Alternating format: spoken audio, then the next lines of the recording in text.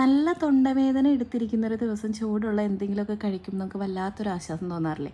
അങ്ങനെ ഒരു ആശ്വാസത്തിന് വേണ്ടിയിട്ടാണ് ഞങ്ങളിത് ഈ കാണുന്ന കടയിലേക്ക് പോകുന്നത്. സൂപ്പ് ലാൻഡ് എന്നാണ് കടയുടെ പേര്. നമ്മുടെ ഗോശ്രീ പാലത്തിൻ്റെ ഇറക്കിൽ, അതായത് LNG റോഡ് കയറുന്ന വഴിക്കാണ് ഈ കാണുന്ന കട വരുന്നത് കേട്ടോ. ഒരു ചെറിയൊരു തട്ടുകട സെറ്റപ്പ്.